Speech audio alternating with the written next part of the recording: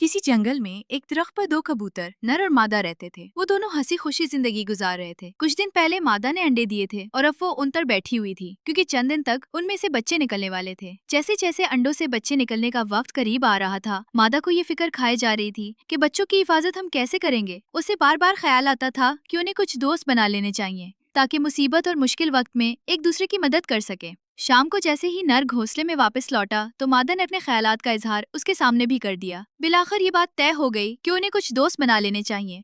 अगले ही दिन कबूतर जंगल के दूसरे हिस्से की तरफ चल पड़ा। रास्ते में इसे कुआं नजर पड़ा तो वो कुएं की मुंडेर पर जा बैठा। कुएं के अंदर उसे सांप नजर आया तो कबूतर ने उससे बात की और दोस्ती की पेशकश कर डाली। सांप फौरन ही मान गया और उसने कबूतर से अहद कर लिया कि मुश्किल वक्त में वो एक दूसरे की मदद करेंगे, चाहे जान ही क्यों न देनी पड़े। कबूतर ने भी हामी भर ली और आगे चल पड़ा। वो उड़ता हुआ और नसें घुमाता हुआ जा रहा था कि उसे एक दरख्त पर गाद बैठा हुआ नजर आ गया। वो जल्दी से उसके पास उड़कर पहुंचा और उसे सारी बात बताकर दोस्ती की दरख्वास्त की तो वो भी फौरन मान गया और साथ ही कहा कि मेरा बहुत अच्छा दोस्त उल्लो भी है, तुम इससे भी दोस्ती कर लो। कबूतर ने हामी भरी तो गाद ने आवाज देकर उल्लो को भी बुला लिया और वो भी कबूतर से दोस्ती करने और एक दूसरे की मदद करने के लिए राजी हो गया। उनके दरमियान मुआहदा हुआ कि मुसीबत में वो एक दूसरे की मदद करेंगे। थोड़ी देर में गाद कबूतर के लिए दाने तिन के ले आया, जिन्हें कबूतर ने शुक्रिया कहकर खा लिया और उनसे इजाजत लेकर अपने घर की तरफ रवाना हो गया। वो जैसे ही घर पहुंचा तो कबूतर बड़ी बेताबी से उसका इंतजार कर रही थी। वो पूछने लगी, दोस्त बने या नहीं?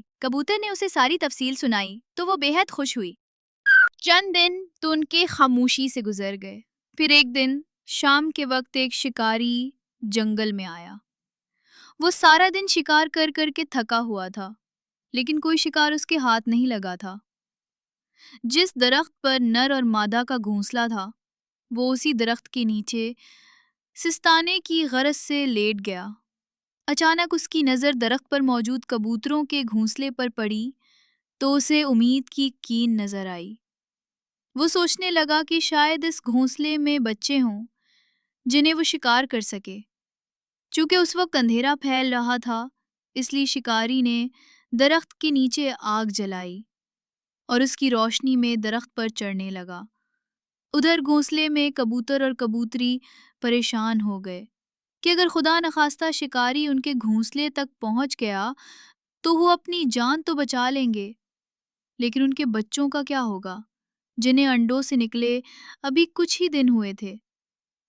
अचानक कबूतर को अपने दोस्तों का ख्याल आया। वो तेजी से उड़ता हुआ गद को ले आया।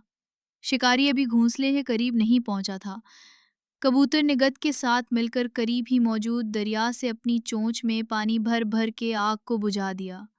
जैसे ही आग बुझी, शिकारी नीचे उतर आया और दोबारा आग जलाने लगा।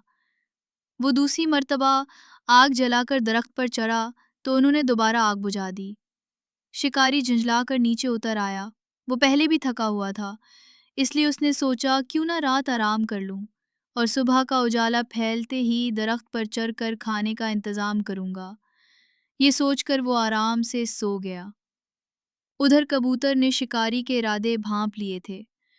उसने पहले गद का शुक्रिया अदा करके उसे रुखसत किया और फिर तेजी से उड़ता हुआ सांप के पास पहुंच गया। उसे सारी सूरत हाल बताई और मदद तलब की।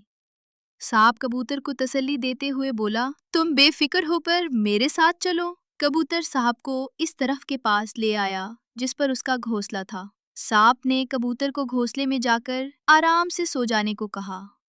कबूतर बेफिक्र होकर घोंसले में चला गया तो सांप ने दरख्त पर चढ़कर खुद को एक तने के गिर्द लपेट लिया और सुबह होने का इंतजार करने लगा। सुबह कबूतर और कबूतरी की आंख खुली तो उन्होंने देखा कि शिकारी अभी नहीं जागा था। शिकारी की आंख खुली तो वो अंगड़ाई लेने के बाद दरख्त के ऊपर चढ़ने लगा। अभी वो थोड़ा ही ऊपर चढ़ा था कि उसने देखा एक बहुत बड़ा सांप दरख्त के तने से लटका हुआ है।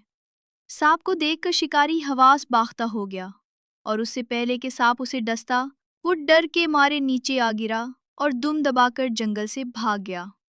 कबूतर और कबूतरी ये सारा मंजर देख रहे थे। शिकारी के जाने के बाद उन्होंने सुख का सांस लिया और सांप का बेहद शुक्रिया अदा किया। प्यारे बच्चों, दोस्त वही होता है जो मुश्किल में काम आए।